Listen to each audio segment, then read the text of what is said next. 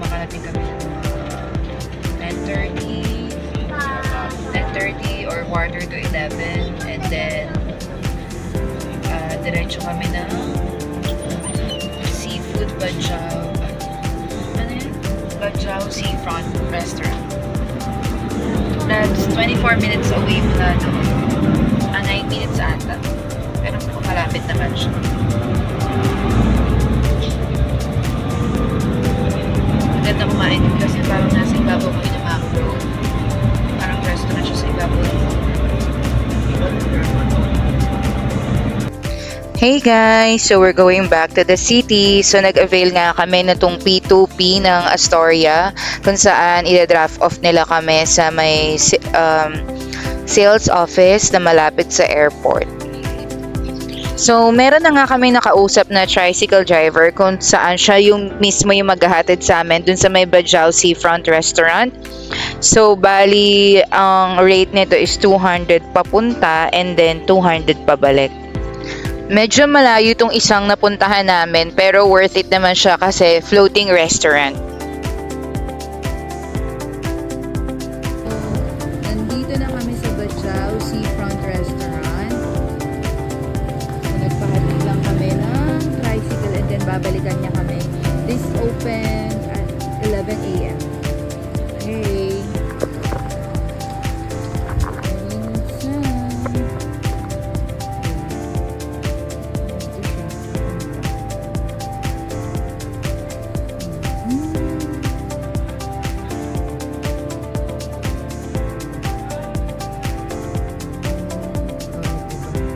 Hello, Palawan.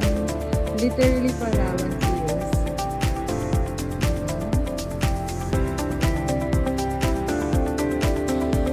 So siguro mga 1 hour lang kami dito. Para bago mag-1, nandun na kami sa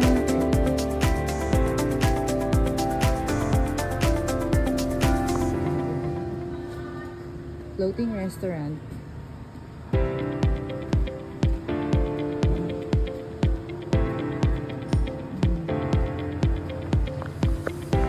Pag nalaglag man, pwede pang makuha.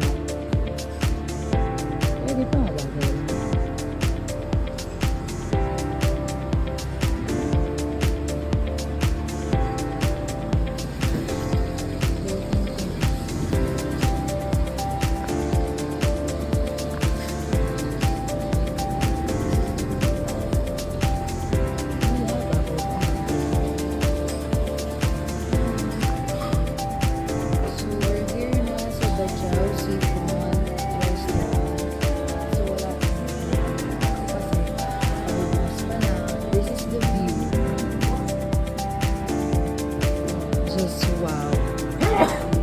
Floating restaurant.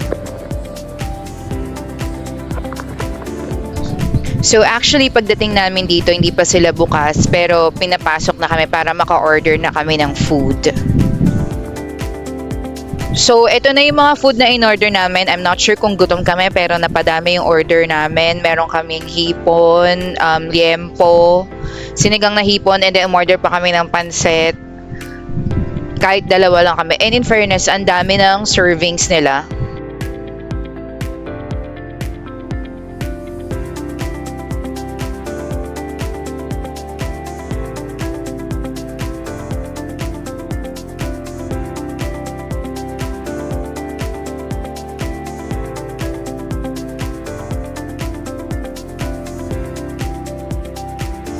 Sa dami ng servings nila, naiuwi pa namin ng Manila yung pansit, in fairness. After namin mag-lunch, dumiretso kami dito sa may Catalina's Bake Shop kung saan meron silang bestseller na Buko Puff. So this is along Rizal Avenue sa may Puerto Princesa. Open sila every day from 8 a.m. to 10 p.m. So this is a bake shop and coffee shop as well. So, ito pala yung kanilang bestseller na Buko Puff. Makikita nyo dito sa gilid na actual nilang ginagawa pagka umorder kayo. And they do have different fillings inside. Ito yung kanilang buko puff na may iba-ibang flavors like Nutella, ube coco, and dulce de leche. And then meron din silang mini puff burritos which is 350 pesos na meron ng iba-ibang flavors.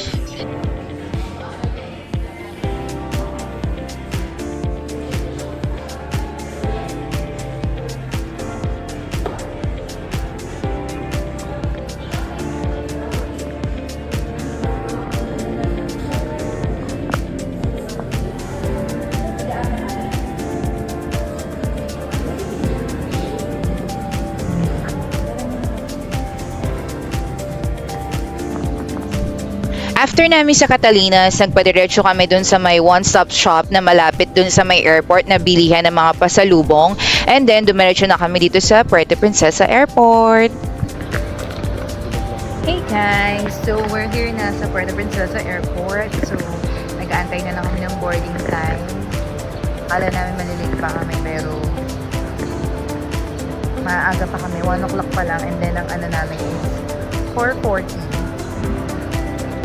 So, waiting na kami.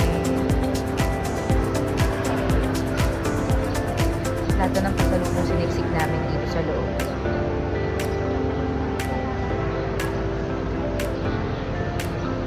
Wala masyadong tao dito.